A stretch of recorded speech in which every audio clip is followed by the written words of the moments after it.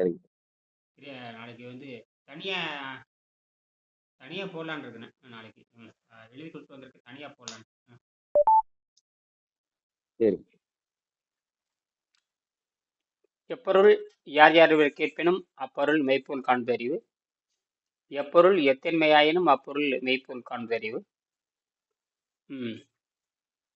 11/12/2025 இரவு 8 மணி நேர நீர் மருத்துவ வகுப்பு, தத்துவ வகுப்பு. நம்ம வந்து இப்போ யாரும் வரல, நம்ம தத்துவ வகுப்பை பேசலாம். இப்போ என்ன பண்ணீங்க, முடிச்சு 6 மணிக்கு ஏதாவது நிறைவு செஞ்சிட்டீங்களா? 6 மணிக்கு.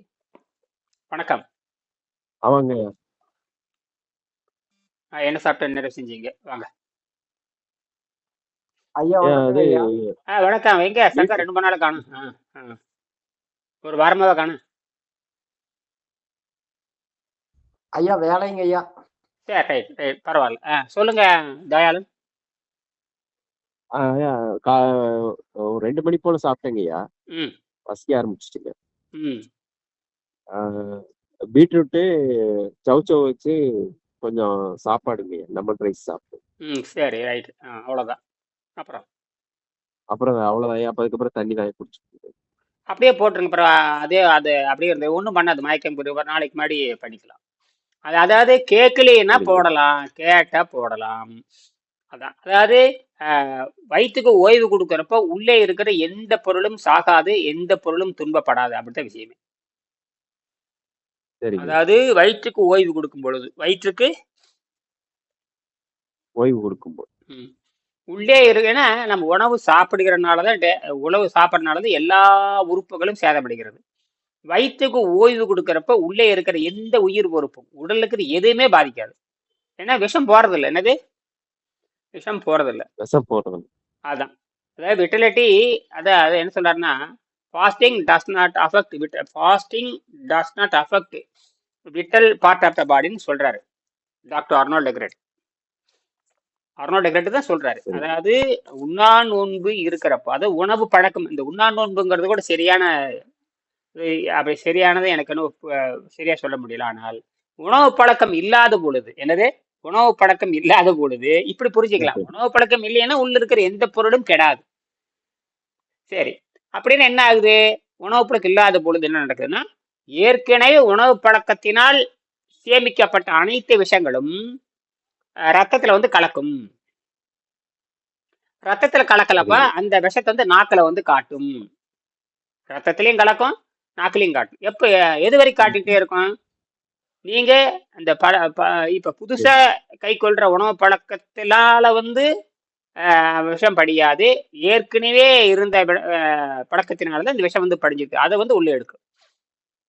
வந்து ரத்தத்தை கலந்துகிட்டே இருக்கு. அப்பதான் இந்த ஒரு 15 நாளைக்கு அந்த வேகமா கலக்கும். அப்புறம் அந்த நாம தான் சளி குறைந்த உணவு எடுக்கிறப்ப என்னதுன்னா, அந்த ஏற்கனவே பண்டைய பழக்கத்திலிருந்து மாறி சளி குறைந்த உணவு பழக்கத்துக்கு வடிகட்டும் பொழுது எல்லாமே அடிபட்டு போகுது, எல்லாமே வெளியே போயிடுது. இதை கவனிக்க, இந்த 15 நாள் கவனிச்சாவே பெரிய வேலை, 15 நாள் கவனிச்சாவே பெரிய வெற்றி. அந்த 15 நாள் ரொம்ப முக்கியமானது. 15 நாள் கூட முக்கியம், ஒரு 30 நாளாவது தீவிர கண்காணிப்பு இருந்தோம்னா அதுக்கப்புறம் தேவையாது உங்களுக்கு தெரிஞ்சு வரும். 15 நாள்லயே தெரிஞ்சிடும், ஒரு வாரத்திலே தெரியும். இருந்தாலும் ஒன்று கூட ஒரு 15 நாள் அப்படித்தானே. அந்த ஒருத்தர் ராஜீவ் காந்தின்னு ஒருத்தர் இன்னைக்கு கூட ஒருத்தர் கேட்டிருந்தாங்க, அது தொலைபேசியில் பண்ணியிருந்தேன். இன்னைக்கு கூட என்ன கூட ஒன்று போட்டிருந்தேன், அது போட. அதாவது இடுப்பு எலும்பு தேஞ்சு போச்சு, இடுப்பு எலும்பு வளராது அப்படின்னு ஒருத்தர் கேட்டிருந்தாரு. அதெல்லாம் அதுல என்ன சொல்ற, ரத்தம் கெட்டு போனதுனால், ரத்த ஓட்டம் இல்லாதனால இடுப்பு எலும்பு எங்கெங்க எழுப்பு இருக்கோ, எங்கெங்க மூட்டு இருக்கோ, எங்கெங்க உரண்டை, எங்கெங்க பந்து, எங்கெங்க மூட்டு, எங்கெங்க இருக்கு அங்கே ரத்தம் போறதில்லை.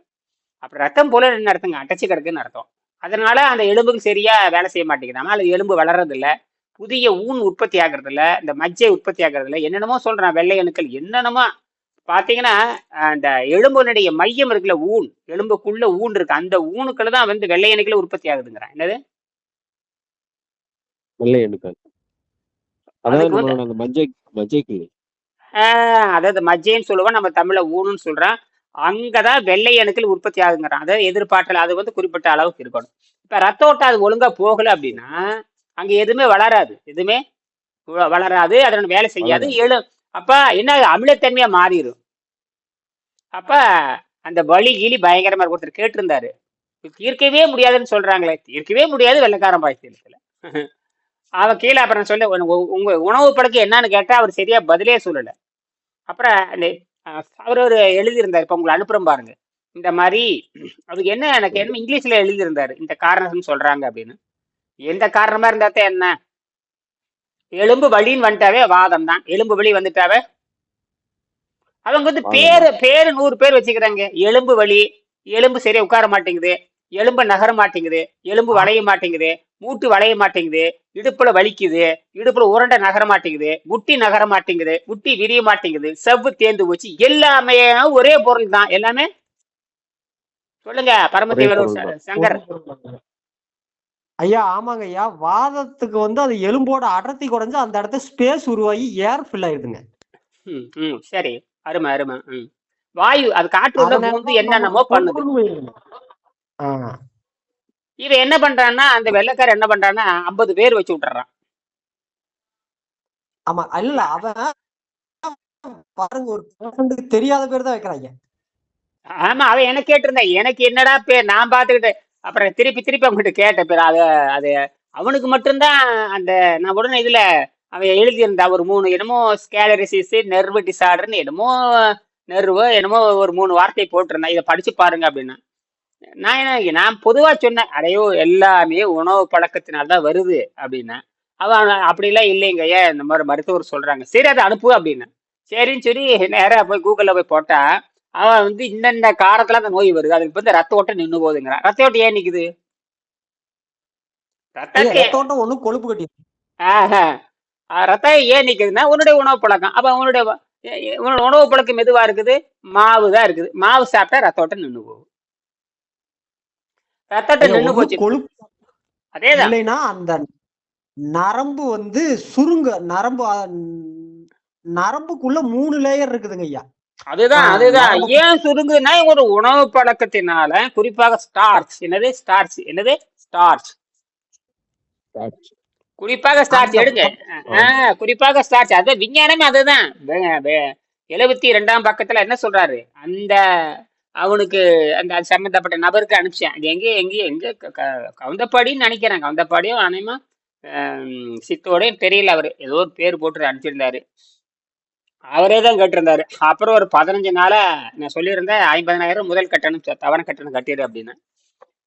கட்டிட்டு உள்ளவா, இல்லாட்டா நீங்க வந்து ஒரு 2000 ரூபாய் கட்டிட்டு 1 நாள் 2 நாள் வகுப்பு கொடுக்குறேன்னு சரின்னு இருக்காப்புல. இல்லைன்னா உனக்கு 5 லட்சம் ஃபீஸை சொல்லிட்டேன், முதல்ல 50,000 கட்டிட்டு வா, இம்ப்ரூவ்மெண்ட் வரும், இம்ப்ரூவ்மெண்ட் வந்து தொடர்ந்து 50,000 கட்டு, 5 லட்ச ரூபா ஃபீஸ் ஆகுன்ட்டு. நான் யோசிச்சு சொல்றேன், ரைட் போன வச்சுட்டு அப்ப நான் விஷயத்தை அனுப்பிச்சிட்டேன். வந்தா தப்பிப்பா. நான் சொன்னேன், இதை விட்ட மாடம் நீ தப்பிக்க முடியாது, எங்க போனாலும் நீ ஒன்னும் தப்பிக்க முடியாது. எங்க போனாலும் உன்னை இடுப்பெலும்பு மாத்த சொல்லுவான், இடுப்பெலும்பு மாத்தினா அப்படியே உட்காந்துட வேண்டியதுதான். என்னது அவன் எலும்பு மாத்த சொல்லுவானுங்க, எலும்பு மாத்திரக்கு எத்தனை லட்சம்னு தெரியுங்களா? இடுப்பு எலும்பு தான் நம்ம மனிதனோட உயிரே, அதுதாங்க. அதவே மாத்த சொல்றான், அது எத்தனை லட்சம் கேட்பான்னு தெரியுமா? அது உங்களுக்கு ஒவ்வொரு உறுப்பு ரேட் என்ன தெரியுமா? ஒவ்வொரு உறுப்போட ரேட் மின்சார ஓட்டத்துல அதெல்லாம் கிடைக்குமாங்க? எங்கேயோ செயற்கை கிடைக்குமா?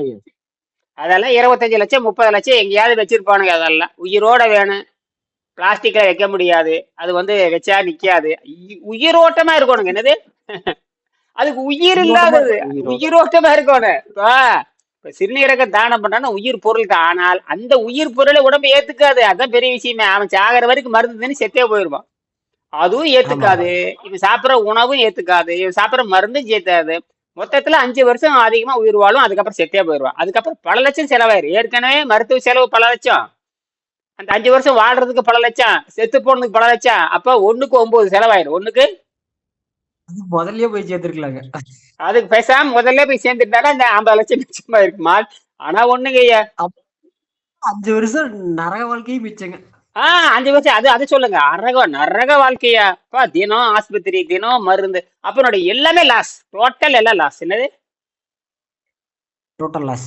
ஐங்க உடம்பு கெட்டு போனா நீங்க அந்த குழந்தை பெற்றுக்கொள்ளாதவங்க பெற்றுக்கொள்ள முடியாது, உடல் ஒரு மேல ஆசை வச்சிருக்கிற 2வது அவகோடையும் போக முடியாது, பொண்டாட்டியோட திருப்தியா இருக்க. ஐய நோயின்னு வந்துட்டா அவ்வளவுதான். என்னது ஐயா நான் கூட சொன்னேன்லங்க, ஹார்ட் ம் ஆபரேஷன் பண்ணிருக்காங்க. ஆமா. இன்னையோட 17 நாள் ஆகுதுங்க. 18 நாள் ஆகுது. ஒரு ஆ, ஒரு இம்ப்ரூவ்மெண்ட் இல்லைங்க. சாவுதான். தொண்டையில ஓட்டை போட்டு ம் நான் பார்க்க போயிருந்தேங்க ஐயா. அன்னைக்கு வந்தது. இப்போ ம் 13வது நாளுங்க. ஆ, 13வது நாள் மருந்து குடுத்து குடுத்து தொண்டையில சளி கட்ட ஆரம்பிச்சிருச்சுங்க. சரி. அந்த சளி எடுக்கிறதுக்கு தொண்டையில ஓட்டை போட்டாங்க. அவ்வளவுதான், சீக்கிரம் செத்துருவாருங்க ஐயா, சீக்கிரம் இறந்து விடுவார். அதாங்க இப்ப தொண்டை வழியா ஓட்டை போட்டு கஞ்சி இறங்கிட்டு இருக்குதுங்க. ஒரு இம்ப்ரூவ்மெண்ட்டும் இல்லைங்க. கஞ்சி இறங்குச்சா முடிஞ்சிருவார், கவலையே படாதீங்க, சீக்கிரம் முடியும். அனைவன் ஒரு 10-15 நாள்ல முடிஞ்சிருவார். என்னது, அப்படித்தான் கண்டிஷன் இருக்குதுங்க ஐயா. 10-15 நாள் அவ்வளவுதான், முடிஞ்சது கதை. நான் தான் சொல்றேன் பாருங்களேன், எனக்கு இதுல செயற்கை. என்னது, செயற்கை. அதாவது அந்த விஷம் வெளியேற்ற முடியாதனால சளியா வந்து படியுதுங்க. எவனாலும் சளி வெளியேற்ற முடியாதுங்க ஐயா. சளி வந்து அது இரும்பி இரும்பி வெளியே போனா போடலாமே தவிர, சளியை எடுக்கிறதுக்கான மருத்துவம் உலகத்துல கிடையவே கிடையாது. இதுல மண்ணுதான். அதனாலதான் அருணாள் டெக்கர் என்ன எழுதினாரு, சளி குறைந்த உணவனே பேர் வச்சாரு. என்னது, ச- சரி அவங்க குறைந்த உணவு. ஹார்ட் ஆபரேஷன் பண்ணிட்டாங்க. ஹார்ட் ஆபரேஷன் வந்து கால்ல இருந்து நரம்பு எடுத்து எந்த இடத்த அடப்பு இருக்குதோ அந்த இடத்த இந்த பக்கம் ஒரு கிளி இந்த பக்கம் கிழிச்சு அப்படியே லூப் போட்டு விட்டாங்க. நரம்பு இல்ல, ரத்த குழாய்கள். நரம்பு வேற, ரத்த குழாய். நரம்புன்னு சொல்றாங்க, அது வேற ரத்த குழாய்கள். அதுக்கு பேரு ரத்த குழாய்கள். என்னது, கால்ல இருந்து ரத்த குழாய் எடுத்து அங்க வச்சுட்டாங்க ஐயா. ஆ, அடுத்தது ஆ, ஹார்ட் நரம்பு. ஆபரேஷன் முடிஞ்ச அடுத்த நாள் காலையில வந்து இட்லியும் பொங்கலும் கொடுத்துருக்காங்க. சாவுதான். மதியம் சாப்பாடு கொடுத்துட்டாங்க. சாவுதான். பாய்சன் ஆகி புளிச்சு போய் செரிமானம் ஆகாம வாமிட் பண்ணிட்டாங்க. வாமிட் வந்த உடனே பிரெயின்ல ஸ்ட்ரோக். முடிஞ்சிடும். சரி, ரைட். ரைட், அற்புதம். இதெல்லாம் தெரிஞ்சு வச்சுக்கங்க. அதனால அந்த காலையில் ஒருத்தர் குறிப்பு கேட்டிருந்தார் இல்லையா, அதை அனுப்பிச்சு வைக்கிறேன் பாருங்க, வேடிக்கையா இருக்கும். ஆனா நான் சொல்லிட்டேன், நீ தப்பிக்க சரிங்க. முடியாதுன்ற. நான் யாரும் தப்பிக்க முடியாதுங்க. இதே ஒண்ணு அவன் ஒண்ணு இல்லைங்க. அதுக்கு தான் சொல்ல, நீங்களே கத்துக்கிட்டு, இப்ப நீங்களே வந்து இப்ப நான் டப்பிங்கே பண்ற பாருங்க. நான் ஆங்கிலத்துல டப்பிங் ஆகி போயிட்டு இந்த வீடியோ நம்பர் ஆங்கிலத்துல டப்பிங் பண்ணி விட்டேன். ஆங்கிலத்துல டப்பிங். நீங்க கேள்விக்கு இப்ப இந்த இந்த வீடியோ நான் டப்பிங் பண்ணிடுவேன் பாருங்க. நீங்க கேட்கறதெல்லாம் ஆங்கிலத்துல கேட்பீங்க, நான் ஆங்கிலத்துல பதில் சொல்லுவேன். டாக்டர்கிட்ட பேசுறதுக்கு பயப்படுறாங்க. காசு இன்னைக்கு கிட்டத்தட்ட 20-25 லட்சம் ரூபாய் செலவாயிருக்குங்க. டாக்டர்கிட்ட பேசுறதுக்கு பயப்படுறாங்க. அவனுக்கு தெரிஞ்சா தானே, இவனுக்கும் தெரியாது. இவனுக்கு என்ன கேள்வி கேட்குன்னு தெரியாது, அவனுக்கு பதில் சொல்லவும் தெரியாது. நான் அப்ப போய் பாக்குறேன், குப்புசாமி நாயுடுல டெய்லி 5 to 6 ஹார்ட் ஆபரேஷன் பண்றாங்க. எங்க மயிலாடுதுறை, நாகர்கோவில், கன்னியாகுமரி, கடலூர்ல இருந்து இங்க வர்றாங்க. சென்னையை விட்டுட்டு கடலூர்ல இருந்து இங்க வர்றாங்க. Daily 6-7 heart operation. பண்ணிட்டு அங்க போய் பார்த்தோன்னே எனக்கு சிரிப்பு வந்துருச்சுங்க ஐயா. என்னடா எவ்வளவு ஈஸியா நல்லாக்க வேண்டிய நோவுக்கு நெஞ்சையே பொளக்குறாங்க அப்படின்னு. அதுதான் சரி. அதுதாங்க, அது வந்து தெரியக்கூடாது. இப்பதானே இது வந்திருக்குதுங்க. இப்ப வெங்கடேசனுடைய உணவில்லாமல் வாழும் கலைங்கிறது இப்ப 8 கோடி பேர் இருக்காங்க. 8 கோடி பேர்த்துக்கு மீறி போனா என்னுடைய வீடியோ வந்து ஒரு 10 லட்சம் பேர் பார்த்திருப்பாங்க.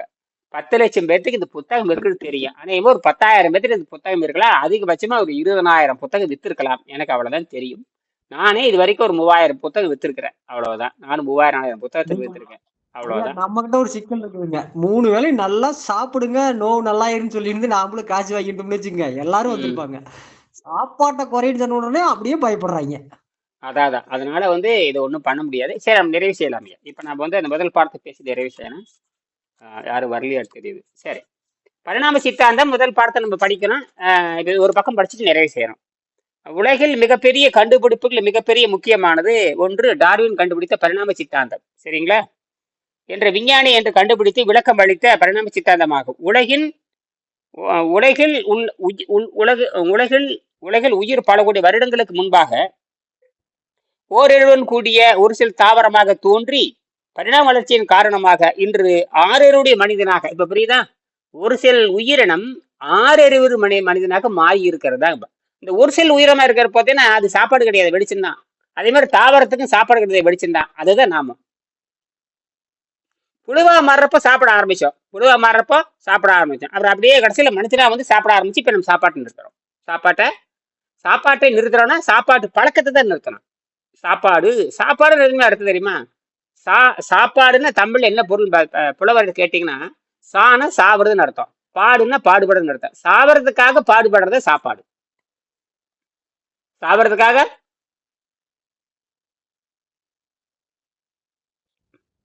பாடுபடுறதா சாப்பாடு.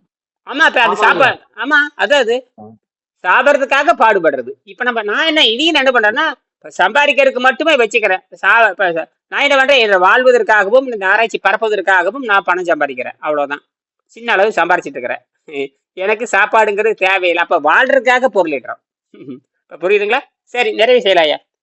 ஆக நாம் இதை புரிந்து கொள்ள வேண்டும். பரிணாம வளர்ச்சியின் காரணமாக இன்று 6 மனிதனாக வளர்ச்சி அடைந்திருப்பதை உங்களுக்கு நினைவுபடுத்தி நான் இந்த கட்டுரையை எழுதுகிறேன். சரியா? இதோட நிறைவு செய்யறேன். முதல் உயிரினமான தாவர செல்கள் செல் டிவிஷன் தான். அங்க குட்டி போடுறது கிடையாது, செல் பிரிதல். இப்ப நாம குட்டி போடுறோம் இல்லையா, குட்டி போடுறது கிடையாது, செல் அப்படி பிரிஞ்சுட்டே போகும். துண்டு அதெல்லாம் படத்துல பார்த்தா தெரியும். அந்த சிறு பிரிஞ்சுட்டே போய் அம்மா இறந்து இப்படி புரிஞ்சுட்டு அந்த செல் பிரிதல் அடிப்படையில் பிரிகிறது. இப்ப குட்டி போட்டு பால் கொடுக்குற மாதிரி மாறுறோம் இல்லையா? இதுக்கே பல கோடி ஆண்டா இருக்கு. இப்படி மாதிரி 350 கோடி ஆண்டாச்சுன்னு சொல்றாங்க. சரி, என்ற முறையில் இனப்பெருக்கம், அந்த மாதிரி செல் டிவிஷன் முறையில தான் இனப்பெருக்கம் நடக்கும். செல் டிவிஷன் முறையில் தான் இனப்பெருக்கம் நடக்கும். இப்பொழுது அதாவது முதிர்ச்சி அடைந்த ஒரு செல் இரண்டாக பிளந்து 2 இடைநிலை செல்களை முதிர்ச்சி அடைந்த ஒரு செல் இரண்டாக பிளந்து இடைநிலை செல்களை உருவாக்கும். இதெல்லாம் நிமிஷத்துக்குள்ள பல லட்சம் பெருகும். இதுதான் விஷயமே. இடைநிலை செல்களை உற்பத்தி செய்ய அதாவது பேரண்ட் செல் தன்னை இழந்து பெற்றோர்கள் செத்து இளநிலை உருவாக்கும். அப்ப பெற்றோர்கள் இறந்துருவாங்க, தன்னையே அழிச்சிருவாங்க. புரியுதுங்களா? அழிச்சுக்கிறாங்க. தன்னை அழிச்சுக்கிட்டு தன் குழந்தைகளை பெருக்கிறது. பெற்றோர் செல்ல இறந்து விடுகிறது. பிறக்கிறப்ப என்ன ஆகுது? இறந்துருது. ஆனா அந்த குட்டி உற்பத்தி ஆகும். பாருங்க, அப்ப தன்னை அழித்து கொண்டுதான் அந்த அடிப்படை ஒரு செல் நிலையில் அப்படித்தான் இருந்தது அப்படிங்கிறாரு. இதுதான் விஷயமே. சரிங்களா? இப்பொழுதும் பாருங்க, இதுக்கு பேர் பேரண்ட் செல் தன்னை தியாகம் செய்து தன் சந்ததியை வளர்த்த. பெற்றோர்கள் தன்னை இழந்து கொண்டுதான் அந்த செல் டிவிஷன் முறை. அந்த செல் டிவிஷன் ஏண்டா பிரியுதுன்னு எவனும் பதில் சொல்றதில்லை. இப்ப வெங்கடேசன் அதுக்கு சொல்றாரு. ஏண்டா பிரியுதுன்னு கேட்டா, பெற்றோர்கள் தன்னை சாகடித்துக் கொண்டு தன் குழந்தைகளை காப்பாற்றுகிறார்கள். அதாவது உயிரை கொடுத்து என்ன பண்றாங்க? குழந்தைகளை காப்பாத்துறாங்க. சொல்றாங்களே பெற்றோர், ஐயோ உயிரை கொடுத்து நான் குழந்தைகளை காப்பாத்துறனே அப்படின்னா போச்சு. அதுதான். அப்ப தன் உயிரை அழித்து கொண்டுதான் தன் குழந்தைகளை காப்பாற்றியது. இது 4ஆம் நிலை வரை வருது. என்னது 4ஆம் நிலை? 4ஆம் நிலைங்கிறது இந்த 4ஆம் நிலைன்னு பாத்தீங்கன்னா இந்த தேளு நண்டு இதெல்லாம் பாத்தீங்கன்னா 4ஆம் நிலை. அந்த ஊர்வனல் வருது. அது என்ன பண்ணுது கேட்டீங்கன்னா, இதோட நிறைவு செய்யற, அது என்ன பண்ணுதுன்னா கற்பம் தரிக்கும். கற்பம் தரிச்சதுக்கு தாய் தேல் கற்பம் தரிக்கும். கற்பம் தரிச்சதுக்கு அப்புறம் இந்த கற்பம் வயிற்ற கிழிச்சுக்கிட்டு உடம்பை கிழிக்கும். வயிற்றவோ மேல கிழிச்சிட்டு வெளியே வர்றப்போ நூற்றுக்கணக்கான குஞ்சுகள் வெளியே வரும். அப்ப அம்மா இறந்துருவாங்க, அதோட முடிஞ்சது. அந்த உடலைத்தான் அந்த குஞ்சுகள் சாப்பிட்டு மேல பெருக்கம் அடையும். இது 4ஆவது நிலை. இந்த 4ஆம் நிலை வரைக்கும் பெற்றோர்கள் உயிரோடு இருப்பதில்லை. அடுத்தது 5ஆம் நிலை யார் வர்றாங்க? இது விலங்குகள் வருது. என்னது விலங்குகள்? மாடுன்னு வச்சுக்கலாம். மாடு புலி சிங்கம் இதெல்லாம் விலங்கு வச்சுக்கலாம். அதெல்லாம் பாத்தீங்கன்னா குட்டி போட்டு அம்மா அப்பா உயிரோட இருப்பாங்க. குட்டி போட்டு உயிரோட இருப்பாங்க. அப்ப 4ஆவது நிலையில் என்னாச்சு? பெற்றோர் இல்லை. 3ல பெற்றோர் இல்லை, 2லையும் பெற்றோர் இல்லை. சரியா? இப்படி மாறிக்கிங்க. அப்போ 5ஆம் நிலையில் தான் பெற்றோர்கள் உயிரோடு இருக்கிறார்கள். 6ஆம் நிலை இது என்ன இயற்கை நோக்கம் என்ன தெரியுமா? 4 வரைக்கும் சாப்பிடுச்சுட்டு அப்ப 5ல் இருந்தே மரணம் இல்லாம கொண்டு போகுது. 5ல் இருந்தே மரணம் இல்லாம. இப்ப நம்ம இந்த மரணத்தை நம்ம சமாதியாக மாற்றுகிறோம். இப்ப இப்ப நோயில சாப்பிடுறீங்க சொன்னா பேசுறது நோயில சாக போறான்னு சொல்லிட்டு பாத்தீங்களா? நடந்தே தீருங்க. நாம சொல்லாட்டி கிடையாது, இயற்கை கொண்டே தீரும். ரத்தம் கெட்டுக்கிட்டே இருக்கும்ல, ரத்தம் போய்கிட்டே இருக்கு. ஆமா, டெய்லி அவன் சாப்பாடு வேற சோத்த வேற பசையை போடுறான், சளியை போடுறான், மருந்த போடுறான், மாத்திரை போடுறான். அவனை குத்திக்கிட்டே இருக்கிறது. அவனை எல்லாரும் சேர்ந்து அவனை கொலை செஞ்சுட்டு இருக்காங்க. எல்லாரும் சேர்ந்து கொலை செஞ்சுக்கிட்டு இருக்காங்க. புரியுதுங்களா? ரொம்ப கஷ்டமான வார்த்தைகளை போட்டிருக்கேன். எல்லாரும் சேர்ந்து கொலை செய்து கொண்டிருக்கிறார்கள். யார? சம்பந்தப்பட்ட ஒரு ஆளு. ஆமாங்கய்யா, பாவம். அதாவது ஃபுல்லா ஆபரேஷன் பண்ணிட்டாங்க. அவனுக்கு போய் மறுபடி பசை உணவு கொடுக்கலாமே, பொங்கல் கொடுக்கலாமையா? தப்புதானங்கய்யா? அடிப்படை எவ்வளவு பொங்கல்? அவனுக்கு என்ன ஜீரண மண்டலமே வேலை செய்யாது. ஆகினால சரி இருக்கட்டுங்கய்யா, அதை இதை புரிஞ்சுக்கிட்டா சரி. 4ஆம் நிலையிலிருந்து சாகுது. 5ஆம் நிலையில் பெற்றோர்கள் உயிரோடு இருக்கிறார்கள். சில குட்டிகள் போடுகிறார்கள். 6ஆம் நிலையில் ஒரு தடவை ஒரு குட்டி போடுற அளவுக்கு மாறி இருக்கிறோம். 7ஆம் நிலையில் தன்னை அழித்துக் கொள்ளாமலே தன் சந்ததி பெருக்க வல்ல இயற்கை நம்மை மேலே உயர்த்துகிறது. ஆகினால் 7ஆம் நிலையில் நாம் அண்டவெளியோடு தொடர்பு வைத்துக் கொண்டு நாம் சக்திகள் அங்கிருந்து பெற்றுக்கொண்டு வாழ்கிறோம். மீண்டும் காலையில் நாம் சந்திப்போம். சரிங்களா? நன்றி, வணக்கம். நன்றி.